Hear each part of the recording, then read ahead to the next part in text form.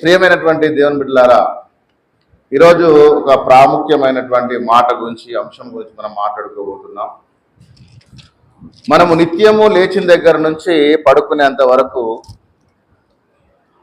మన నోటి ద్వారా కాకపోయినా ఎదుటివారి నోటి ద్వారా వినేటువంటి అనేకమైనటువంటి మాటలు ఏంటంటే అబద్ధాలు.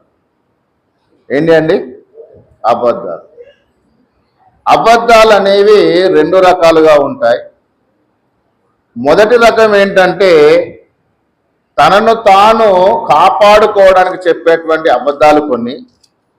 రెండవ రకం ఏంటంటే ఎదుటివాణిని చెడగొట్టడానికి లేదా ఎదుటివాణిని అబద్ధికునిగా చేయడానికి చెప్పేటువంటి అబద్ధాలు కొన్ని. అంటే ఈ పదాలలో చాలా అర్థాలు ఉన్నాయి. కొండాలు వేరు, అబద్ధాలు వేరు. కొండెగాడై తిరుగులాడు వాడు పరుల గుట్టు బయట పెడతాడు, నమ్మకమైనటువంటి స్వభావం గలవాడు సంగతి దాస్తాడు. అయితే అబద్ధాలు చెప్పేవాడు వాడు కొండెగాడు కాదు. వీడు ఎదుటి వాణిని ఏ విధంగానైనా తప్పు చూపించాలి కాబట్టి అతని మీద అబద్ధపు సాక్ష్యాలు పలుకుతారు, అబద్ధపు మాటలు అతని మీద పెడుతూ ఉంటారు. మన జీవితంలో కూడా ఇలాంటి అబద్ధపు సాక్ష్యాలు పలికేటువంటి వారిని, మన మీద అబద్ధపు మాటలు పుట్టించేటువంటి వారిని అనేక మందిని మనం కనుగొంటూ ఉంటాం. వీరికి ఇంకొక పేరు ఏంటంటే కూట సాక్షులు. ఏమంటారండి వీళ్ళను? కూట సాక్షులు. వీళ్ళు ఎలాంటి వారయ్యా అంటే డబ్బు కోసం ఏదైనా చేస్తారు, ఎదుటి వారి మీద ఎలాంటి నిందనైనా వేయడానికి వీళ్ళు వెనకంజ వేయరు.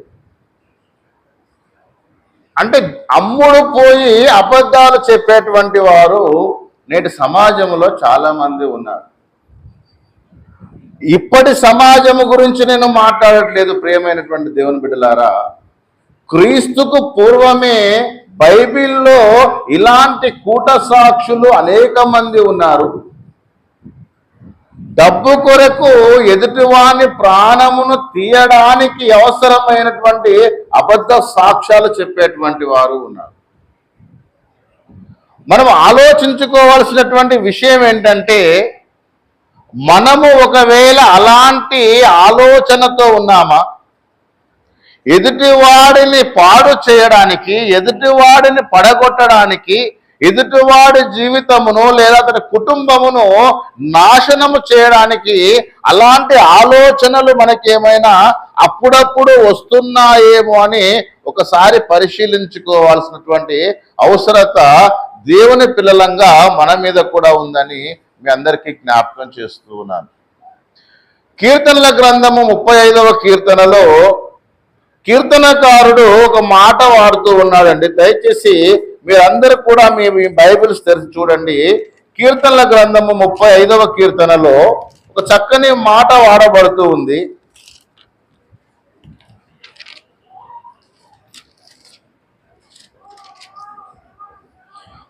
కీర్తనల గ్రంథము 35వ కీర్తన 11వ వచనములో దావీదు గారు తను అనుభవిస్తున్నటువంటి ఆ బాధలను, తన మీద వస్తున్నటువంటి ఆ నిందలను అతడు భరించుకుంటూనే అతడు ఈ కీర్తన రాస్తూ ఉన్నాడు.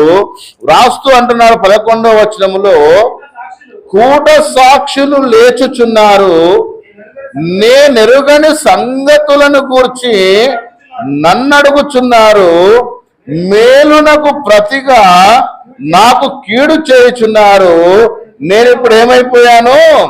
దిక్కులేని వాడనయ్యాను. కూట సాక్షులు నా మీద లేస్తున్నారు. అనవసరమైనటువంటి వాటిలో, నాకు సంబంధము లేనటువంటి వాటి గురించి వాళ్లకు వాళ్ళే ఒకటి సృష్టించుకొని, వాళ్లకు వాళ్ళే ఒక విషయాన్ని తయారు చేసుకొని, నాకు సంబంధము లేనటువంటి విషయాలు. ఇక్కడ మీరు అర్థం చేసుకోవాల్సిన విషయం ఏంటంటే కొన్నిసార్లు మనకు సంబంధము లేనటువంటి విషయాలలో మన ప్రమేయము లేనటువంటి విషయాల మీద కూడా మనం నిందలు పడాల్సినటువంటి పరిస్థితి ఏర్పడుతుంటుంది. మనము అక్కడ ఎలాంటి మాట మాట్లాడము, మనం ఏదో మేలు చేయడానికి ఒక సలహా ఇస్తే ఆ సలహాను కూడా ఏం చేస్తారంటే అదేదో అనకూడనటువంటి మాటగా మాట్లాడి మన మీద నిందలు వేస్తూ ఉంటారు. దావీదు తన జీవితంలో ఎన్నో ఇలాంటి సమస్యలు ఎదుర్కొన్నాడు. దేవునికి విరోధముగా పాపము చేశాడని కొంతమంది, రాజ్యానికి విరోధముగా పాపం చేశాడని కొంతమంది, కుటుంబానికి విరోధంగా పాపం చేశాడని కొంతమంది, ఇలా అతని మీద అనేకమైనటువంటి నిందలు రోజు రోజు పడుతున్నప్పటికీ అతడు ధైర్యం చెడిపోకుండా దేవునికి మొరపెడుతున్నాడు. అలాగే మనకు కూడా చెప్తున్నాడు, కూట సాక్షులు నా మీద లేస్తూ ఉన్నారు, నేను ఎరుగని సంగతులను గురించి నన్ను అడుగుతున్నారు. మీకు ఒక విషయం చెప్తా, కొంతమంది దొంగతనం చేయకున్నా కూడా అనుమానాస్పదంగా ఉన్నాడనే ఉద్దేశముతో అతన్ని తీసుకువెళ్ళి ఏం చేస్తారండి, విచారణ చేస్తారు. ఈ విచారణ చేసే క్రమంలో వాడు అనే మాట ఏంటంటే నాకు తెలియదు. వాడి దగ్గర ఉన్న ఆన్సర్ ఏంటి, నాకు తెలియదు. ఎందుకంటే వాడు చేయలేదు కాబట్టి. అయినా సరే ఖచ్చితంగా నీ ముఖం చూస్తే నువ్వు అలాగే ఉన్నావు, ఖచ్చితంగా నువ్వు ఆ నేరస్తుడివే, కాబట్టి నువ్వే సమాధానం చెప్పాలి, ఎక్కడ ఉందో చెబుతావా చెప్పవా అని అతను హింసిస్తున్నప్పుడు అతను అనే మాట ఏంటో తెలుసా, అయ్యా నాకు తెలియదు, నేను చేయలేదు, నాకు తెలియని సంగతులను గురించి నన్ను ఎందుకు విచారణ చేస్తున్నారు అని అతడు ఎంత బాధపడతాడో. ఇప్పుడు దావీదు కూడా నేను ఎరగని సంగతుల గురించి నన్ను ఎందుకు అడుగుతున్నారయ్యా, నేను చేయనటువంటి తప్పుల గురించి మీరు ఎందుకు మాట్లాడుతున్నారు, నేను తప్పు చేశాననుకో నా దేవుని దగ్గర మొరపెడతా, దేవా నీ కృప చొప్పున నన్ను కరుణించయ్యా, నీ వాత్సల్య బాహుల్యం చొప్పున నా అతిక్రమములను తుడిచివేయ నేనే ప్రార్థించుకుంటాను కదా, నేను చేయనటువంటి తప్పుల గురించి నన్ను ఎందుకు మీరు విచారణ చేస్తున్నారు, నేనేదో మేలు చేద్దామని నేను ముందుకు వస్తే అది నాకేమవుతుందండి, కీడుగా మారుతుంది. మన జీవితంలో మేలైనది చేయనిరిగి అలాగూ చేయని వానికి పాపము కలుగుతుందని దేవుని వాక్యంలో చెప్పబడింది కదా సహోదరి సహోదరుడా. ఆ వాక్య ప్రకారంగా నేను సహాయం చేయడానికి వెళ్తే నాకు వెనక ఏం కలుగుతుంది, కీడే సంభవిస్తుంది. మీ జీవితంలో ఇలాంటి అనుభవాలు ఎప్పుడైనా జరిగాయా? నేను మేలు చేయడానికి ట్రై చేస్తుంటే నా వెనక ఏం తీస్తున్నారు, గోతులు తీస్తున్నారు. నేను సహాయము చేయడానికి సలహాలు ఇస్తుంటే ఆ సలహాలను వారు తీసుకుంటూ నేనేదో వారికి ద్రోహం చేసినట్టుగా నా మీద నిందలు వేస్తున్నారని నీ జీవితంలో ఎప్పుడైనా నీకు అనిపించిందా? నువ్వు ఎంత సహాయము చేసినా, నీ ద్వారా ఎంత లబ్ధి పొందినా, నీ ద్వారా వారికి ఎంత మేలు కలిగినా తిరిగి మళ్ళా ఏం చేస్తున్నారంటే నీ వల్లనే మాకు నష్టం జరిగింది అని నీ మీద నిందలు వేస్తున్నారా? నీ మీద అబద్ధముగా కూట సాక్షులు వచ్చేత చెప్పిస్తున్నారా? ఒకసారి ఆలోచన చేసుకోమని దేవుని వాక్యం ద్వారా మిమ్మల్ని హెచ్చరిస్తున్నాను. ఇక్కడ ఏమంటున్నాడంటే మేలునకు ప్రతిగా నాకేం చేస్తున్నారట, కీడే చేస్తున్నారు. మనం చాలాసార్లు బాధపడతాం, ఏంటి నేను ఇతనికి ఇంత సహాయం చేశాను, ఇంత మేలు చేశాను, ఇతని కొరకు ఇంత త్యాగం చేశాను, అవసరమైతే నా కుటుంబాన్ని కూడా నేను పక్కకు పెట్టానే, అయినా వీడు నన్ను ఎలా చూస్తున్నాడు, శత్రువుగానే చూస్తున్నాడు, నా మీద ఇంకా పగతోనే రగిలిపోతున్నాడు. ఏముంది అసలు, తప్పు నాలో ఉందా ఇతనిలో ఉందా అనేటువంటి ఆలోచన మనకు వస్తుంది అని దేవుని వాక్యం ద్వారా మీకు జ్ఞాపకం చేస్తూ ఉన్నాను. ఇక 27వ అధ్యాయంలో అంటున్నాడండి, 27వ కీర్తనలో కూడా ఇలాంటి మాటనే మనకు తెలియజేస్తున్నాడు. 27వ కీర్తన 12వ వచనములో అబద్ధ సాక్షులను, క్రూరత్వము వెళ్ళగక్కువారును, నా మీదికి లేచి ఉన్నారు. నా విరోధుల ఇచ్చకు నన్ను అప్పగించకు. ఏం చేస్తున్నారట? అబద్ధ సాక్షులను క్రూరత్వము వెళ్ళగక్కువారు. అప్పుడు మనం అంటుంటాం, వాడి కడుపులో ఉన్నదంతా వెళ్ళగక్కేశాడు రా, వాడు తట్టుకోలేకపోయాడు, వాడి కడుపులో కుళ్ళు మిగిలిపోయింది. మనం ఎదుగుతుంటే వాడు చూడలేడు, ఓర్వలేకపోతున్నాడు. తెలుసా, మనం ఎదుగుతుంటే మన పక్కవాడు ఎప్పుడు ఓర్వడండి. మన శత్రువులు ఎక్కడో ఉంటారు అనుకున్నా కానీ మన పక్కనే ఉంటారు. మన మేలు కోరినట్టే కనిపిస్తుంటారు, కానీ మన మీద వాడు విషం చిమ్ముతుంటాడు. మేలు కోరేటువంటి స్నేహితుడు ఏం చేస్తాడట? గాయాలు చేస్తాడు. పగవాడేమో లెక్కలేనన్ని ముద్దులు పెడతాడు. నువ్వు సూపరు, నువ్వు కేక, నువ్వు అది ఇది అని చెప్పి నీ వెనక ఎన్ని గోతులు తీయాలో, ఎన్ని మాటలు మాట్లాడాలో అన్నీ మాట్లాడతారు. మన పక్కకు తిరగగానే మాట్లాడుతుంటారు.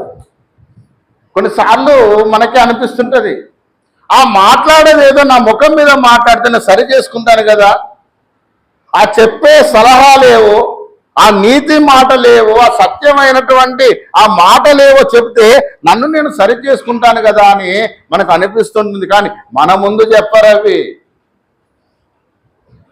ఒక దగ్గర విన్నాను నేను, మంచి ఏదైనా ఉంటే బయట చెప్పండి, చెడు ఏదైనా ఉంటే నాకు వచ్చి చెప్పండి. దీన్ని ఇంకొక స్టైల్లో అంటారు, మంచి ఏదైనా ఉంటే మైక్లో చెప్పండి, చెడు ఏదైనా ఉంటే ముఖం మీదకి వచ్చి చెప్పండి. ఎందుకంటే సరి చేసుకునే అవకాశం ఉంటుంది. ఇక్కడ చూడండి, వీళ్ళ స్వభావం ఎలాంటిదట? అబద్ధ సాక్షులను క్రూరత్వము వెళ్ళగక్కువారును నా మీదికి లేస్తున్నారు. కనపడని శత్రువులు నీ చుట్టూ ఉన్నారు. నీతోటి ప్రేమగా మాట్లాడుతున్నారు అనుకుంటున్నావేమో, నీకు సలహాలు ఇస్తున్నారు అనుకుంటున్నావేమో, కానీ నీ వెనక నీ నాశనాన్ని కోరుకుంటున్నారు. జాగ్రత్త. ఇలాంటి సమస్యల్ని ఎదుర్కొని ప్రాణాల మీదకి తెచ్చుకున్నటువంటి వారే కొంతమందిని ఈరోజు మీకు బైబిల్లో నుంచి చూపించాలని నేను ఆశపడుతూ ఉన్నాను. ప్రియులారా, ఒకవేళ నీ మీద ఎవడైనా అబద్ధముగా చెడ్డ మాటలలో పలికితే ఏం చేయమన్నాడండి? సంతోషించి ఆనందించండి. మత్తయి సువార్తలో యేసుప్రభు చెప్పే ధన్యతలలో అబద్ధముగా మీ మీద చెడ్డ మాటలెల్ల పలుకున్నప్పుడు మీరు ధన్యులయ్యా, సంతోషించి ఆనందించండి, పరలోకములో మీ ఫలము అధికమవుతుంది. ఎవడైనా నీ గురించి చెడుగా మాట్లాడుతున్నాడా? హ్యాపీగా ఉండు, ప్రాబ్లం ఏం లేదు. నీ మీద అబద్ధ మాటలు పలుకుతున్నాడా?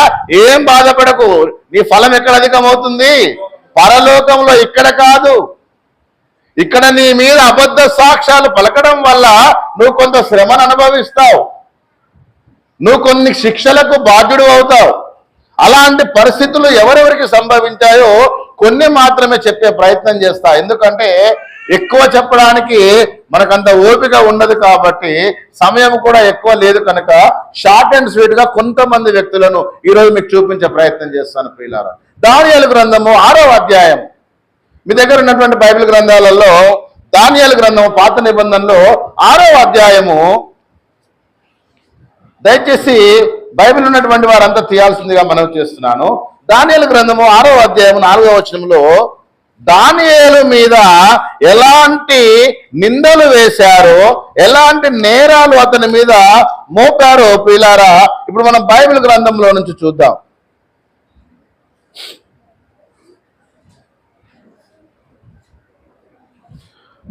మొదటి వచనం నుంచి చదువుతున్నా చూడండి. దానియేలు గ్రంథము 6వ అధ్యాయము మొదటి నుంచి 3 వచనాలు ఒక భాగం అయితే, 4వ వచనం నుంచి అతని మీద జరిగినటువంటి కుట్రను కూడా మీకు తెలియజేసేటువంటి ప్రయత్నం చేస్తాను. ప్రియులారా, తన రాజ్యమంతటి పైన అధిపతులుగా ఉండుటకై 120 మంది అధిపతులను నియమించుటకు దర్యావేషునకు ఇష్టమాయను. వారి పైన ముగ్గురిని ప్రధానులుగా నియమించెను. ఆ ముగ్గురిలో దానియేలు ముఖ్యుడు. ఈ దానియేలు ఎవరు అంటే చెరపట్టబడి వచ్చినటువంటి వాడు. కానీ దానియేలుకు ఎవరు తోడై ఉన్నారు? దేవుడు తోడై ఉన్నాడు. దానియేలుకు దేవుడు మంచి జ్ఞానం అనుగ్రహించాడు. కళల గురించి, కళల భావాలను గురించి ఆనాడు యోసేపు చెప్పేవాడు, తర్వాత దానియేలు చెప్పేవాడు. దానియేలు లాంటి మహాజ్ఞానవంతులు తన రాజ్యంలో ఉండడము, మాదీయ పారసీక దేశ రాజ్యంలో ఉండడము దర్యావేషునకు ఎంతో ఘనతగా అనిపించింది. దానివల్ల ఏం చేశాడంటే దానియేలును ఆ 120 మంది ఆ అధిపతులకు పైన ఇతన్ని ఇంకొక నాయకుడిగా నియమించాడు. అక్కడ ఏముందని చదవండి ఒకసారి. 120 మంది అధిపతులకు నియమించుటకు దర్యావేషునికి ఇష్టమాయను. వారి పైన ముగ్గురిని ఏం చేశాడు? ఇంకా ప్రధాన అధిపతులుగా నియమించాడు. ఆ ముగ్గురులో కూడా మళ్ళా మెయిన్ ఎవరు?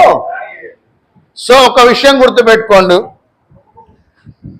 మనుష్యులు నిన్ను తక్కువ చేసిన దేవుడు నిన్ను ఏం చేస్తాడు?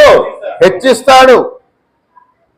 ఒకానొక సందర్భములో అదే షడ్రకు, మెషకు, అబేద్నెగో, దానియేలులు ఖైదీలుగా లేదా బానిసలుగా మాదీయ పారసీక దేశ రాజ్యానికి వస్తే దేవుడు వారిని అధిపతులుగా చేశాడు, అధికారులుగా చేశాడు.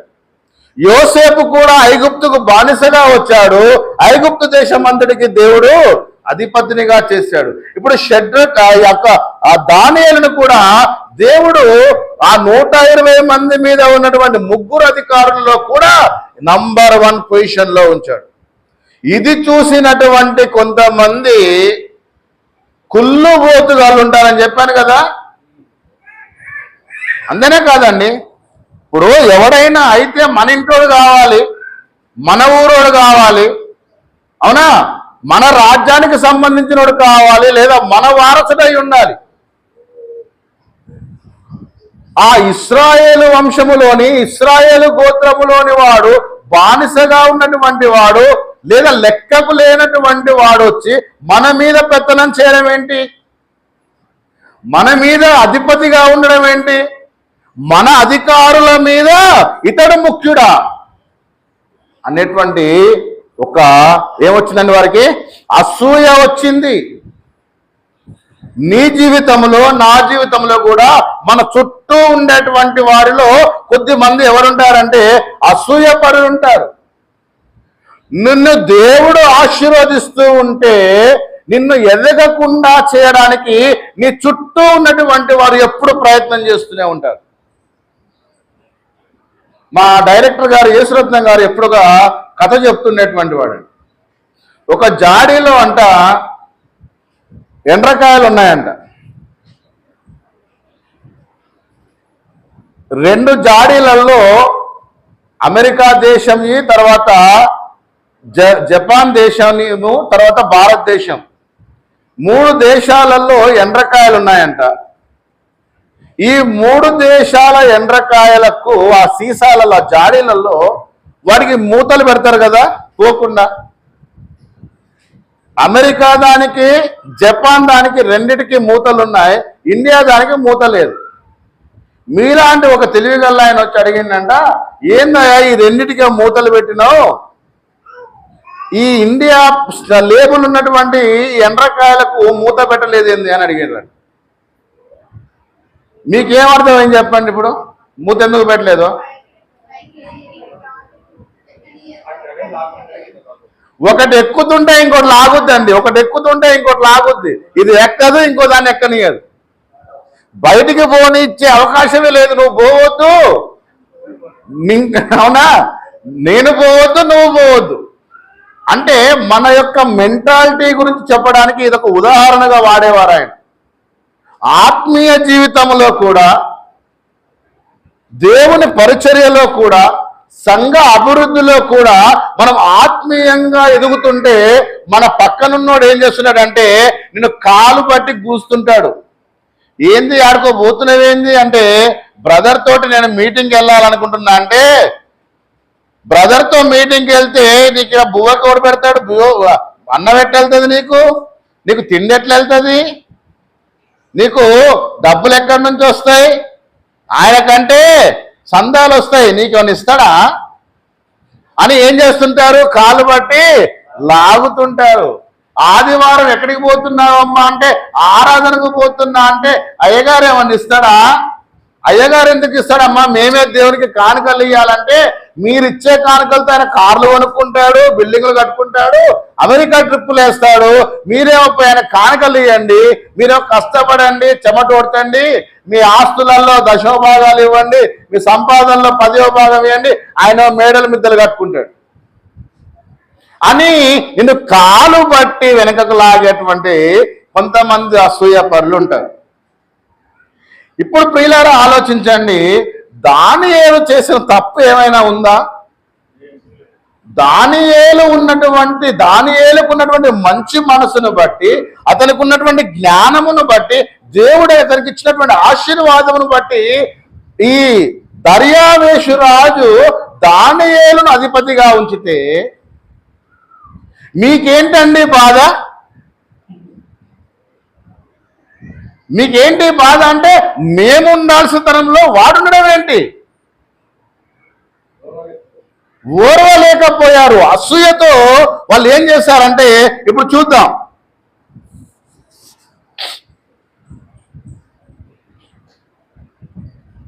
3వ వచనంలో ఈ దానియేలు అతి శ్రేష్టమైన బుద్ధి గలవాడై ప్రధానులలోనూ అధిపతులలోనూ ప్రఖ్యాతి నొంది ఉండను గనక రాజ్యం అంతటి మీద అతను నియమింపవల్లని ఎవరు ఉద్దేశించారు? రాజు ఉద్దేశించాడు. రాజు ఉద్దేశం కరెక్టే, రాజులో ఎలాంటి తప్పు లేదు, రాజు నిర్ణయంలో తప్పు లేదు, రాజు ఆలోచనలో తప్పు లేదు, రాజు చేసినటువంటి పని చాలా గొప్పది. కానీ రాజు పక్కన కొంతమంది చెంచాగాళ్ళు ఉంటారు.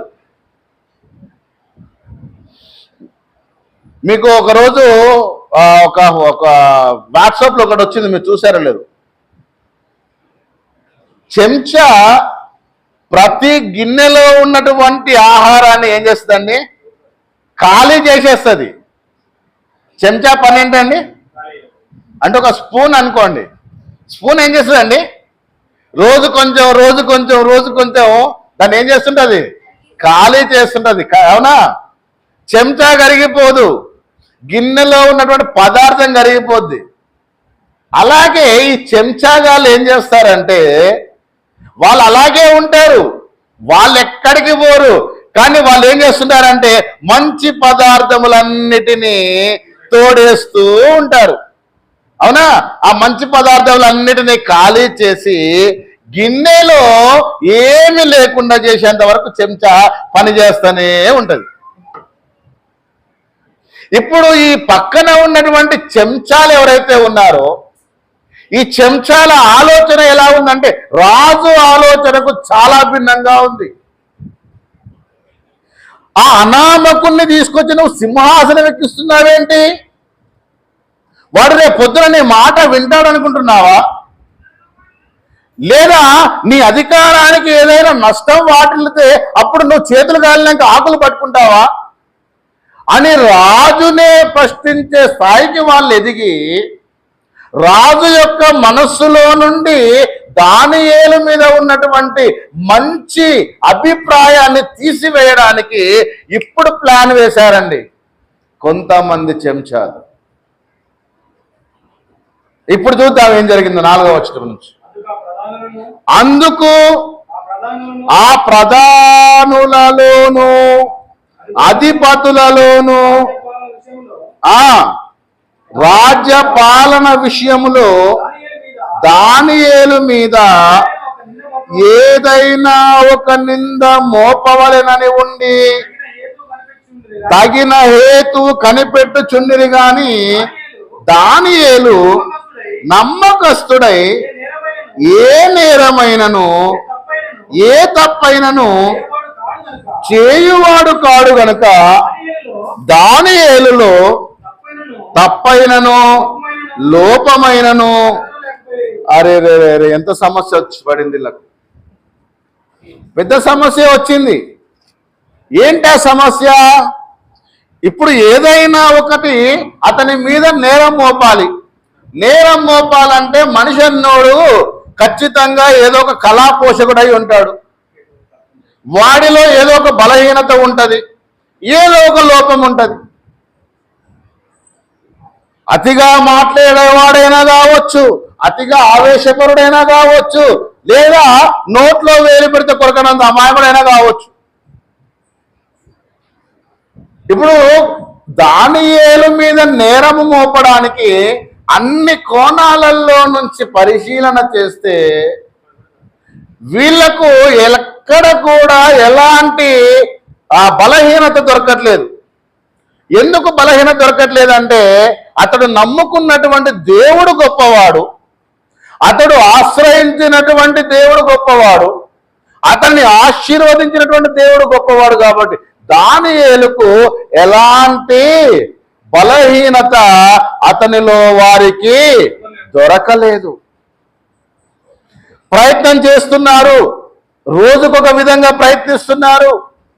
అతన్ని కొంత మానసికంగా దెబ్బతీయడానికి, ఆర్థికంగా దెబ్బతీయడానికి, అధికార దుర్వినియోగం చేయడానికి ఏదైనా ఒక కుట్ర దొరుకుతుందేమో, ఏ కోణంలోనైనా ఇతని మీద మనము ఒక నేరం మోపాలంటే చాలాసార్లు ఏం జరుగుతుందో తెలుసా అండి? మన పక్కనున్నోడు మనకు పక్కలో బలముగా ఉండాలి, కానీ ఎలా ఉంటాడో తెలుసా? బల్యముగా ఉంటాడు. వీడు మన పక్కన ఉండే మన బలహీనతలన్నీ పక్కవాడికి చేరవేస్తూ ఉంటాడు. అందుకే యేసు ప్రభు గురించినటువంటి ఆ యొక్క ప్రవచనాలలో నేను నమ్ముకొనినటువంటి నా హితుడు నన్ను తన్నుటకైతన మడిమెనెత్తెను అనేటువంటి మాటను వాడాడు ఆయన. సో ఇప్పుడు ఈ దానియేలుతో సత్సంబంధాలు కలిగి ఉన్నటువంటి వీళ్ళే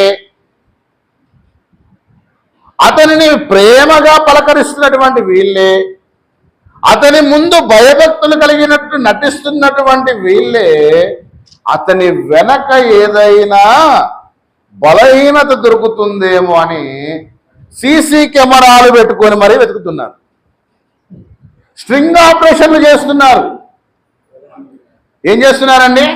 స్ట్రింగ్ ఆపరేషన్లు చేస్తున్నారు. ఇతని నోట్లో నుంచి ఎక్కడైనా ఒక పొరపాటు మాట దొరికిందా పక్క రికార్డ్ చేయాల, పోయి అధ్యక్షుడికి ఇచ్చేయాలా. అరే వాడు మంచిగా మాట్లాడినా అమ్మా అని పిలిస్తే నీకు తెలుసా ఏమన్నాడు?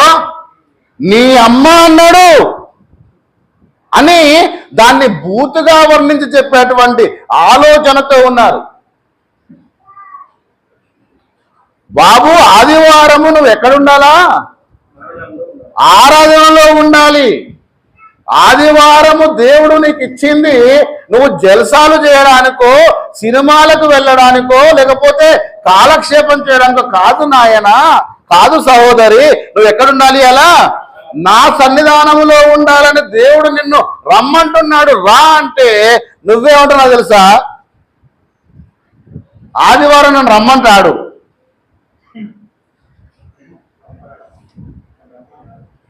చర్చి పక్కకి ఎగిరిపోయింది. ఆదివారం నన్ను రమ్మన్నాడు.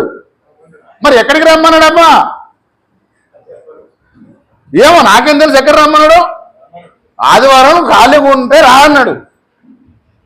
ఎంత పెద్ద మాట అయిందో తెలుసా ఇప్పుడు మీకు ఇది? పాపం మధ్యలో ఏ పదవి కొట్టారండి వీళ్ళు?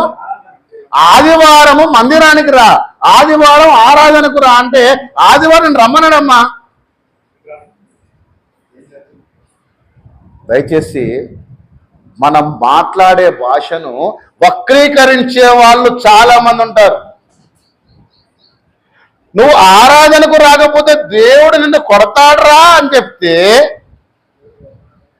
ఆరాధనకు రాకపోతే నన్ను కొడతానన్నాడని చెప్తున్నాడు ఒకడు. వెళ్ళి కొడతానన్నది ఎవరు? దేవుడు.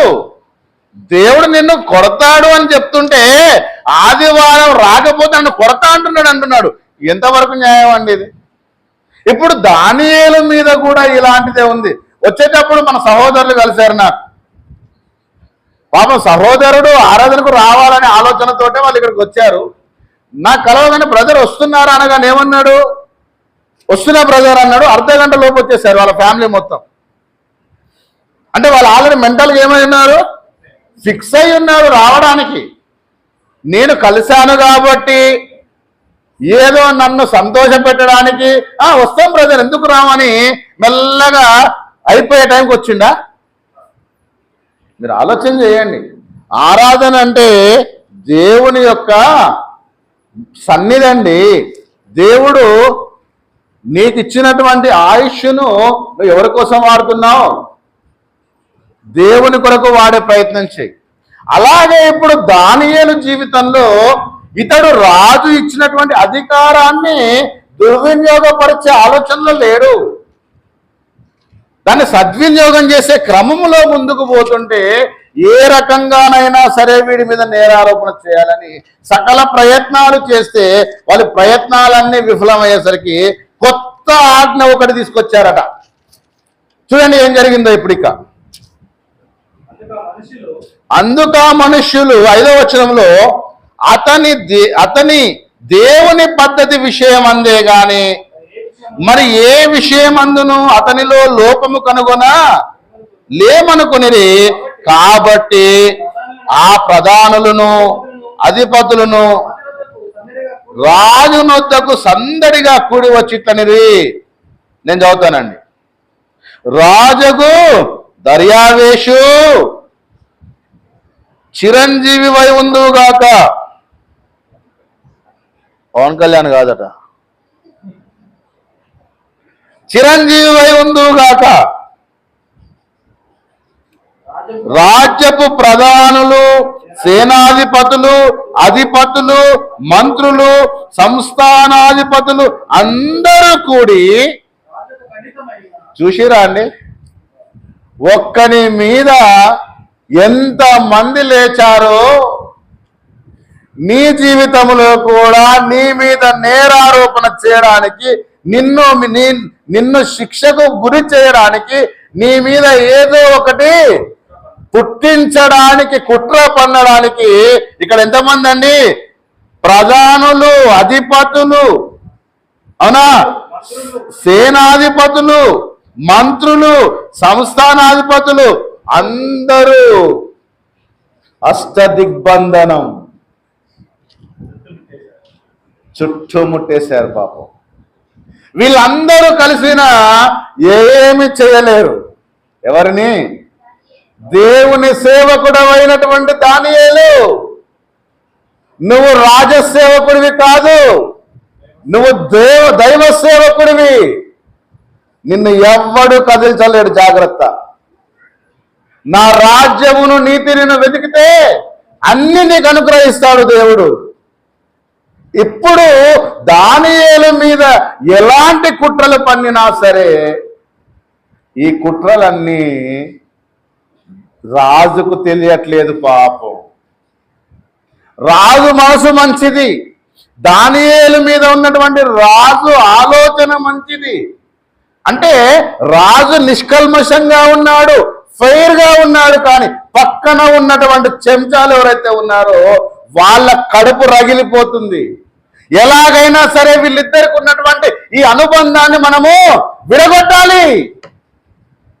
వీరిని అధికారి నుండి దూరం చేయాలి. అధికార దుర్వినియోగం చేస్తున్నాడనేటువంటి నేరము మోపాలి. ఎలా ఎలా ఎలా ఎలా ఆలోచించి ఆలోచించి ఆలోచించి అందరూ ఒక ప్రణాళికను సిద్ధం చేసుకొని దర్యావేషు దగ్గరికి వచ్చారు. వచ్చి ఏమంటున్నారట?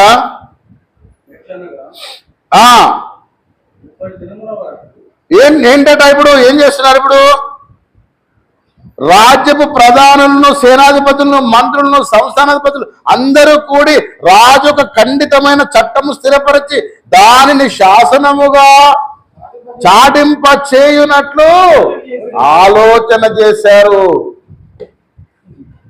వీడు మామూలుగా అయితే మనకు దొరకడు, వ్యక్తిగత బలహీనతలలో దొరకట్లేడు, అవునా? పోనీ రాజ్యాధికారాన్ని దుర్వినియోగం చేస్తున్నాడా అంటే అక్కడ దొరకట్లేడు.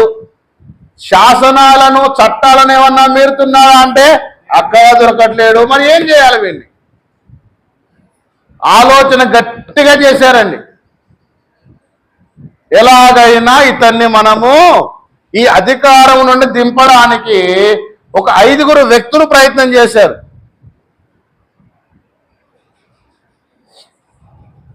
యేసు ప్రభుకు పంచగాయాలు ఎలాగైతే తగిలిచ్చారో ఇక్కడ ఈ పంచలు ఏం చేశారండి?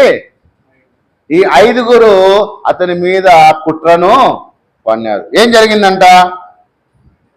ఎట్లనగా 30 దినముల వరకు నీ యొద్ద తప్ప మరి ఏ దేవుని యొద్దనైనను మానవుని యొద్దనైనను ఎవడును ఏ మనవియు చేయకూడదు. ఎక్కడ కొట్టాలో అక్కడ కొట్టారండి. అంటే ఒక మనిషిని బలహీనత ఎక్కడ దొరికింది అంటే అతనికి ఒక సెంటిమెంట్ ఉంది. ఏంటా సెంటిమెంటు? దేవుడు అనే సెంటిమెంట్ ఉంది. ఎవరికి? దానియేలుకు ఏ సెంటిమెంట్ ఉంది? దేవుడు అనే సెంటిమెంట్ ఉంది. అతడు రాజ్య దుర్వినియోగం చేయట్లేడు అంటే భయం ఎవరికి భయపడుతున్నాడు? రాజు కాదు, దేవునికి భయపడుతున్నాడు. ఈరోజు దేవుడు నీకు ఒక ఆయుష్ని ఇచ్చాడు, ఒక అధికారాన్ని ఇచ్చాడు, ఒక ఆరోగ్యాన్ని ఇచ్చాడు. నువ్వు ఎవరికి భయపడాలి? దేవునికి భయపడాలి. నీ చేతికి కొంచెం అధికారం వచ్చింది కదా అని చెప్పేసి నువ్వు దేవుణ్ణి పక్కకు పెట్టకు. పోయిన వారం చెప్పిన గుర్తుందా? నాకు ఊపిరి ఆడతలేదండి, అరగంట కూర్చుంటే అంటే అసలు నీకు ఊపిరే లేకుండా చేస్తాడు. పరిస్థితి ఏంటి ఆలోచించారు ఎప్పుడన్నా? అయితే ఇక్కడ దావీదు విషయంలో వారు ఏం ఆలోచన చేశారంటే 30 రోజుల వరకు ఎవడైనా సరే రాజునే పూజించాలి, రాజునే ప్రార్థించాలి, రాజుకే నమస్కారం చేయాలి.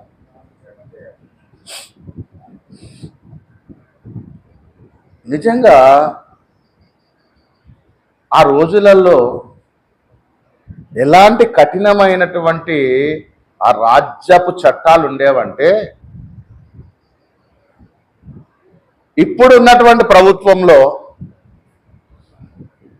కొన్ని ప్రాంతాలలో ఇంకా మన జిల్లాల వరకు రాలేదు, కానీ కొన్ని ప్రాంతాలలో దేవునిని ఆరాధిస్తే మందిరాలలోకి వెళ్ళి చొరబడి కొడుతున్నారండి.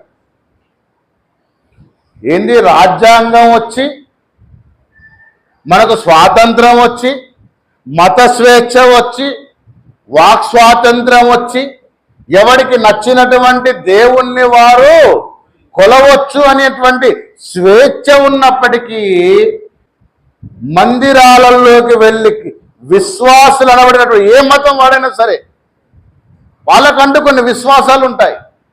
ఆ విశ్వాసులను ఏం చేస్తున్నారు తెలుసా? హింసలకు గురి చేస్తున్నారు, కాల్చివేస్తున్నారు, కొట్టుతున్నారు, తరుముతున్నారు, అసభ్యకరంగా మాట్లాడుతున్నారు.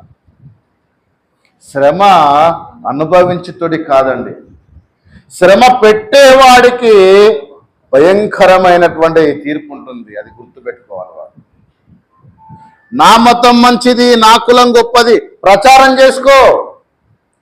నీ దేవుడు గొప్పోడైతే నువ్వు పూజించుకో. నిన్నెవరు అడ్డగించట్లేదే. నువ్వు పెద్ద పెద్ద విగ్రహాలు కట్టినా, పెద్ద పెద్ద మందిరాలు కట్టినా, పెద్ద పెద్ద నువ్వు మసీదులు కట్టినా నిన్నెవడు అభ్యంతరపరచట్లేదే. నువ్వెందుకు పక్కనోడు దానిలోకి లేలు పెడతావు? ఇప్పుడు ఇక్కడ ఇతడు సేవించేటువంటి దేవుడి విషయంలో అక్కడ ఉన్నటువంటి ఎంతమంది అండి? వాళ్ళ సంస్థానాధిపతులు, మంత్రులు, అధిపతులు, సేనాధిపతులు, అవునా? వీళ్ళందరూ కలిసి మన దానియేలును ఏ విధంగానైనా సరే చంపాలనేటువంటి కుట్ర పన్నారండి.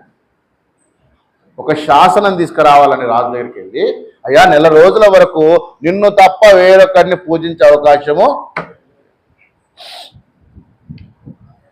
వీళ్ళు చెడ్డీలు వేసుకోకముందే ఎవరు?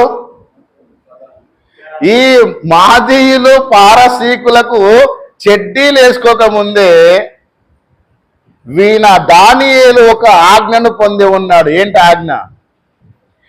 నేను తప్ప వేరొక దేవుడు నీకు ఉండకూడదు. పైన ఆకాశం అందే కానీ, కింద భూమి అందే కానీ, భూమి కింద నీళ్ళ అందే కానీ దేని రూపమునైనను విగ్రహమునైనను నీవు చేసుకునకూడదు, దానికి సాగిలపడకూడదు, దానికి పూజింపకూడదు అనేటువంటి ఆజ్ఞను పొందినటువంటి ఈయన రాజుని ఎలా సేవిస్తాడండి? ఈ మధ్య వ్యక్తి పూజ ఎక్కువైంది. ఏమి ఎక్కువైంది? వ్యక్తి పూజ ఎక్కువైంది. దేవభక్తి లేదండి. వ్యక్తులను ప్రేమించాలి, కానీ వ్యక్తులు ఏం చేస్తున్నారండి? పూజిస్తున్నారు, దేవుళ్ళుగా కొలుస్తున్నారు. వారి పాదము మా వాకిట తగిలితేనే మా ఇల్లు పావనమైపోతుంది అనుకుంటున్నారు. వారి స్వరము మా చెవులో వినపడితే, వారి కంఠధ్వని మాకు వినపడితే చాలు మా జన్మ ధన్యమైపోతుంది. నీకే అంతుంటే నిన్నే ఆశ్రయంగా చేసుకొని నా దేవుడు తప్ప నాకు వేరొక దేవుడు లేడు అని గట్టిగా ఉన్నటువంటి దానియేలును మీరేం చేయగలుగుతారండి? ఏమి నిందలు వేస్తారు అతని మీద? ఎన్ని నేరాలు మోపుతారు అతని మీద? ఎన్ని నిందలు మోపినా, ఎన్ని నేరాలు మోపినా అవేవి నిలబడవనే విషయం తెలీదా? చూడండి, అయితే 30 సంవత్సరాల వరకు, 30 రోజుల వరకు ఎవరైనా సరే ఎవరిని పూజించాలి? రాజుని పూజించాలి. పాపం దానియేలుకు ఒక అలవాటు ఉంది. మీకంటే నాకు తెలిసి కొంచెం తక్కువే అతనికి ఉన్నటువంటి అలవాటు. అతడు రోజుకట 3 సార్లు ఎవరికి ప్రార్థన చేస్తాడట? దేవునికి ప్రార్థన చేస్తాడు. మనమైతే రోజుకి ఎన్నిసార్లు చేస్తామండి? 30 టైమ్స్ ఓకేనా? 13 టైమ్స్ ఓకేనా? మరి ఒక 5 టైమ్స్ అనుకుంటా. ఎప్పుడెప్పుడు చెప్తారా? 3 సార్లు తినేటప్పుడు, ఒకసారి పడుకునేటప్పుడు, ఒకసారి లేచేటప్పుడు 5 టైమ్స్ అయితే అయింది. కానీ మీరు ఇంకా దావీదు కంటే గొప్పోళ్ళే. ఆయన దినమునకు 7 సార్లు. మీరు బయటికి వెళ్ళేటప్పుడు ఒకసారి, లోపలికి వచ్చేటప్పుడు ఒకసారి చేసుకుంటారు, చేస్తారు. నేను కొంతమంది చూసేవాడిని, చూస్తాను ఇప్పటికి కూడా. వెహికల్ ఎక్కగానే ఇట్లా ఇట్లా అనుకుంటారు. ఎందుకు తెలుసా? వారు నమ్ముకున్న దేవుడు వారిని సురక్షితంగా తీసుకెళ్లాలని ఇలా మొక్కుతారండి. ఇంట్లో కరెంటు లైట్ వేయగానే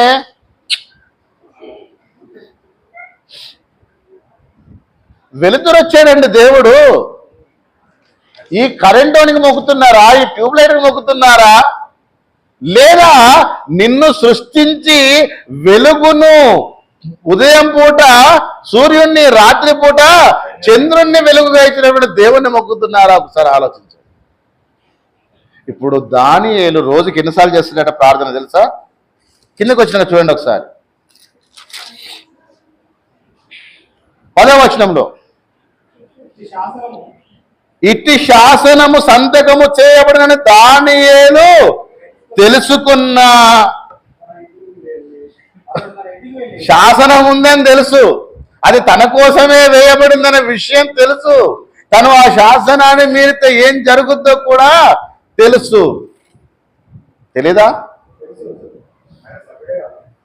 అసలు ఆయన తెలియకుండా శాసనం ఎట్లా వస్తుందండి? కానీ ఆ శాసనము వేయబడిందే తన గురించి. అయితే సో వాట్? ఆ శాసనం నిన్ను ఏం చేయగలుగుతుంది? మహా అయితే చంపగలుగుతుంది, అంతకు మించి ఏమి చేయలేదు.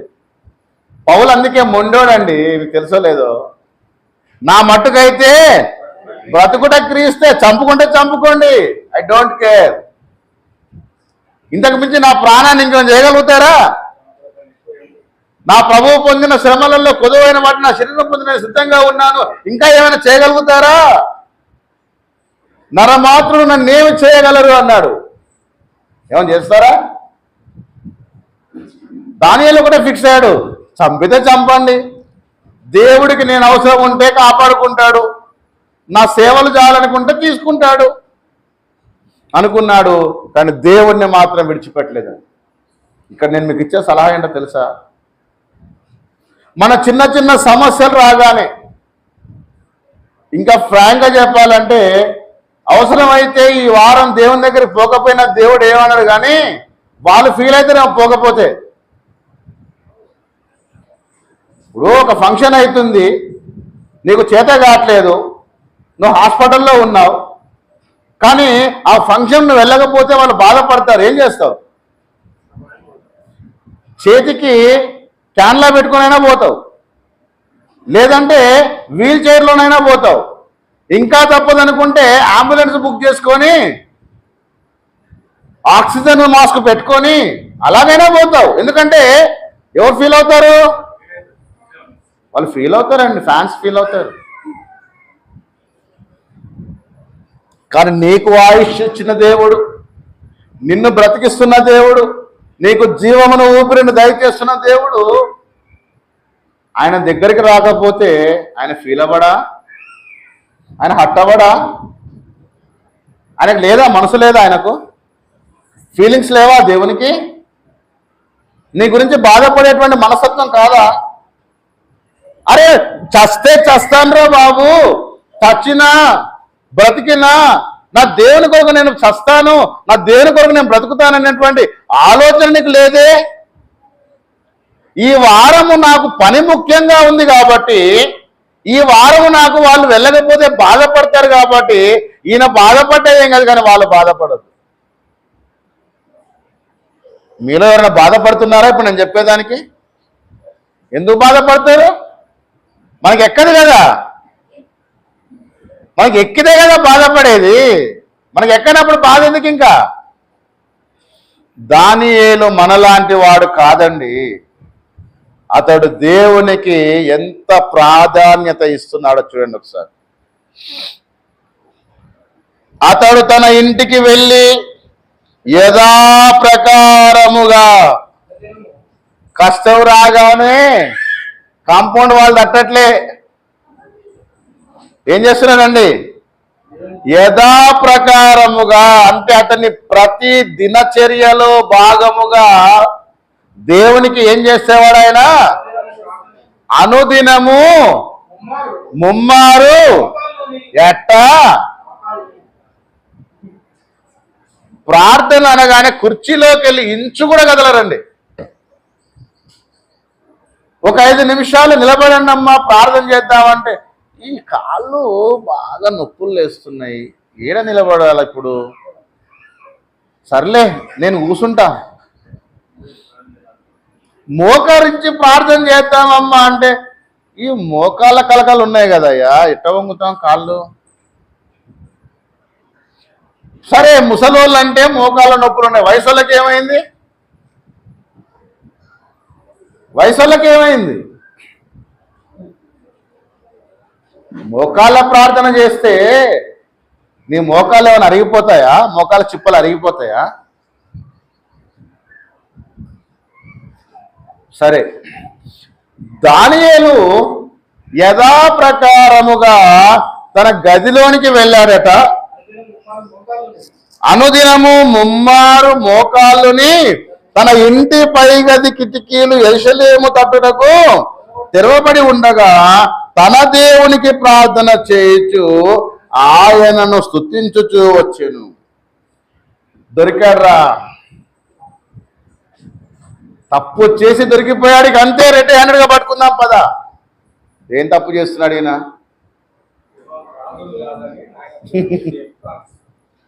దేవుని పని చేస్తే తప్ప? దేవునికి ప్రార్థన చేస్తే తప్ప, సువార్త పని చేస్తే తప్ప, పని చేసేవాడిని ప్రోత్సహించాల్సినటువంటి వీళ్ళు పని చేస్తున్న వాడిని ఏం చేస్తున్నారండి? ఆటంకపరిచి అతడేదో నేరము చేశాడనేటువంటి ఉద్దేశంతో అతన్ని దొరికించుకొని రాజు సముఖానికి తీసుకెళ్లారు. తర్వాత రాజుకు ఇష్టం లేకుండానే దానియేలు ఏం చేశాడట? శాసనం చేశాను కాబట్టి తప్పదని అతను తీసుకెళ్లి యొక్క సింహాల బోనులో వేస్తూ వేస్తూ మాట అన్నాడండి. దర్యావేషురావు చాలా మంచోడు, చాలా మంచోడు. నెబుకద్నెజరు పనికిరానోడు కాదండి. వాడు బబులోను సామ్రాజ్య అధినేత, వాడు పనికిరానోడు. కానీ దర్యావేషు మాజీ పారసికుడు చాలా మంచోడు. ఏమన్నాడు తెలుసా?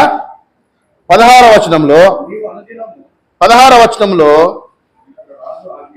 అంతటా రాజు ఆజ్ఞయ్యగా బంట్రౌతులు దానియేలును పట్టుకొని పోయి సింహముల గుహలో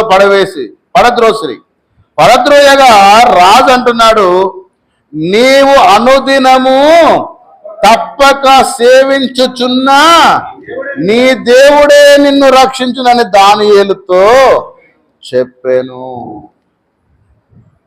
ఆలోచించండి ప్రియులారా, కష్టకాలములో, సమస్యల వలయములో, శోధనలు, శ్రమలు, ఆపదలు, కష్టాలు నిన్ను ఎన్ని చుట్టుముట్టినా, నీ శత్రువులు నీ చుట్టూ వలపన్నినా, నీవు సేవించుచున్న దేవుడు నిన్ను రక్షిస్తాడు అనేటువంటి ఒక విశ్వాసం ఉండాలి.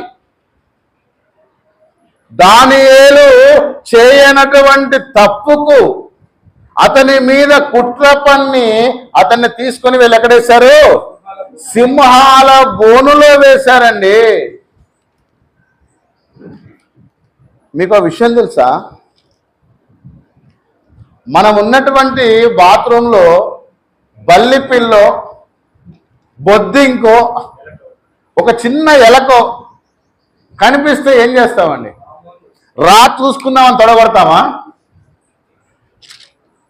ఫస్ట్ లబోదివాను మొత్తుకొని, అవునా, ఎవరైనా కేకేసి, లేదా కొద్ది గొప్ప ధైర్యం ఉంటే ఓ చీపిరి కట్టో ఆడున్నటువంటి బ్రష్ తీసుకొని దానికి వెళ్ళగొట్టడమో కొట్టడమో చేస్తారు జనరల్గా. దయచేసి ఇది స్త్రీలకు సంబంధించినటువంటి మాట.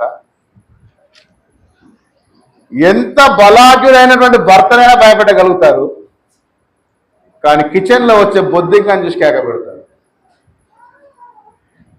వాడు ఎంత గొప్ప కొడుకైనా సరే, ఎంత బలాఢ్యుడైనా సరే, ఎంత ఆజానుభావుడైనా సరే, రే అని తల్లి కంటి చూపు చూస్తే, కంఠస్వరం వింటే వాడు సెటరైట్ అయిపోతాడు. కానీ వీళ్ళు మాత్రం బల్లిని చూసి గోల గోల చేస్తారు.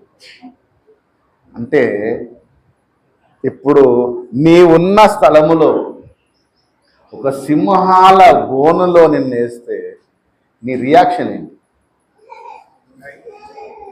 నీ రియాక్షన్ ఏంటి అసలు? మొన్న ఒక యాక్సిడెంట్ అయింది, మీకు చెప్పాను కదా. ఆ యాక్సిడెంట్లో ఒక ముగ్గురు మిస్ అయ్యారు. ఈ ముగ్గురు నాతో ఫోన్లో తర్వాత ప్రత్యక్షంగా నా మాట ఏంటో తెలుసా? అన్న, ఆ ప్లేస్లో మేముంటే భయానికే గుండెకి చచ్చిపోయేటోళ్ళం. దెబ్బలు వచ్చే తర్వాత విషయం, కానీ ఆ సిచ్యువేషన్లో మేము లేవు కాబట్టి బతికేమేమో, కానీ మేము ఉంటే మాత్రం ఖచ్చితంగా భయానికే చచ్చిపోయేటోళ్ళం. అలాంటిది నిన్ను తీసుకెళ్ళి సింహాల బోనులో వేస్తా అంటే భయం అయిద్దా, సంతోషం అయిద్దా? అయ్యా నీ కాళ్ళు మొక్కితే నీ దండం పెడతాను, నన్ను అందులో వేయకురయ్యా. నాకు బల్లి అంటేనే భయం, సింహం అంటే భయం ఉంటుందా ఉండదా? దానియేలు ఎందుకో భయపడలేదు అక్కడ. ఒకవేళ రాజును బ్రతిమలాడుకుంటే, రాజును నమ్ముకుంటే ఏమైపోయేవాడండి? సింహాలు అతన్ని చీల్చి చెండాడేసి, కానీ అతడు మోకాళ్ళని దేవునికి ప్రార్థన చేశాడు. ఆ దేవుడు సింహాల నోళ్ళు ముగించాడు. నీవు నమ్ముకున్న దేవుడు, నేను ఒకటే చెప్తా, ఎప్పుడు లాస్ట్ స్టేజ్ వరకు వెయిట్ చేయి. ఫస్టే భయపడి పారిపోకు. సమస్య వచ్చిందని వెనకంజ వేయకు. ట్రై చేయి, పోరాడు, ప్రయత్నం చేయి, కొనసాగు, లాస్ట్ దాకా వెళ్ళు. చివరి నిమిషములో ఏం దక్కుద్దండి? విజయం దక్కుద్ది నీకు. ఎక్కడ నుంచో వస్తుందో తెలియదండి, ఒక సహాయం మాత్రం వస్తుంది. జాగ్రత్త, అది నువ్వు నమ్మితే వస్తుంది. దేవుని మీద ఆధారపడినటువంటి దానియేలు మీద కుట్ర పన్నినటువంటి వారి కుట్రలన్నిటినీ ఎవరు భంగం చేశారు? ఇప్పుడు దేవుడు భంగం చేశాడు. నాకు మోకాల్లోని, నాకు ప్రార్థన చేసి, నాకు సమయాన్ని ఇచ్చి, నాకు ప్రాధాన్యత ఇచ్చినటువంటి నా సేవకుడైనటువంటి దానియేలుకు ఏ హాని అయినా కలిగిందనుకో, మీ జాతి మొత్తం సర్వనాశనం అయిపోద్ది అని చెప్పి ఎవరికి ఆజ్ఞాపించాడు? సింహాలకు ఆజ్ఞాపించాడు. మీరు నోరు మూసుకొని పడుండాలి. మీ టార్గెట్ ఎంతవరకు? అతడు లోపలికి వచ్చేంత వరకే మీ యొక్క గర్జన, మీ అరుపులు, మీ సింహపు గర్జనలన్నీ కూడా అతడు లోపలికి వచ్చేంత వరకే. Once he step in,